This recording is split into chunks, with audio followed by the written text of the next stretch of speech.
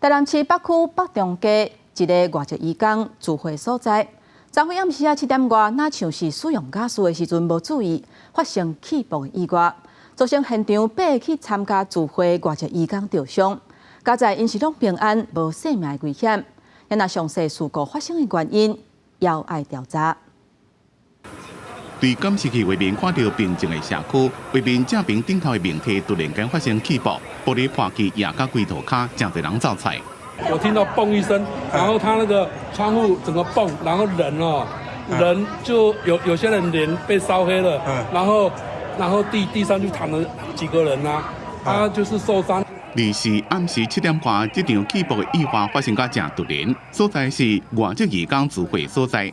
消防人员接到报案赶到现场，已经无明显的火甲烟，但是也阁闻到正高的瓦斯味。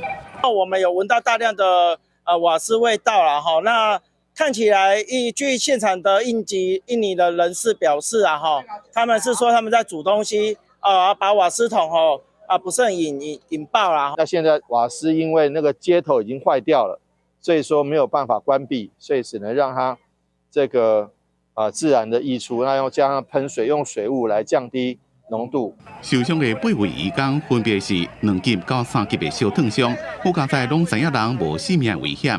因为瓦斯桶的接头歹去，瓦斯一直流出，消防人员水一直喷，降低瓦斯的浓度，避免搁发生意外。我们结束要回家，准备要回家。